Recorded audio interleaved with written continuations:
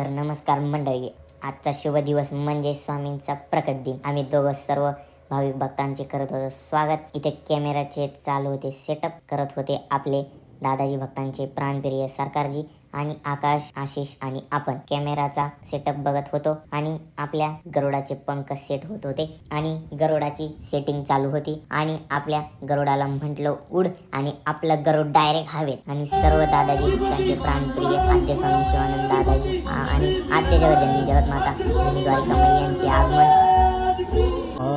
स्वामी आणि आईंनी केलं आसन ग्रहण. मग स्वामी आणि आईंनी रक्तदान शिबिराचे केले उद्घाटन. मग आपला कार्तिक भाऊ टिंग करत होता आणि बघत होता की डॉक्टर जास्त रक्त घेत आहे का आणि आपल्याला लागली होती भूक. मग आम्ही गेलो टेरेसवर, बघतो तो काय जाम गर्दी होती. मग आपल्या कार्यकर्ता मारून आला एक चक्कर आणि म्हटला की जागा नाही. मग आम्ही निघालो खाली आणि तुम्ही बघू शकता पावसामुळे झाली होती चिकचिक. मग पुढचा कार्यकर्ता म्हटला की आपल्याला लागली आहे जाम भूक आणि रथ पण द्यायचं आहे आणि सर्व भक्त प्रसाद घेऊन बसले होते हवनाला आणि काही भक्त करत होते तयारी. आपण करत होतो तूप गरम. मग झालं हवन सुरू.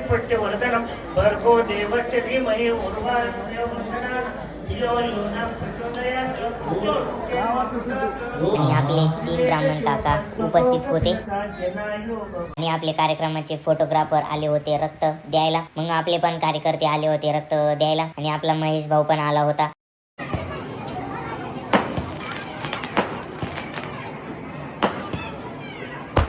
मग सुरू झाली केक कटिंग. थांबा लांबून नीट दिसत नाहीये, जवळ जाऊ आपण.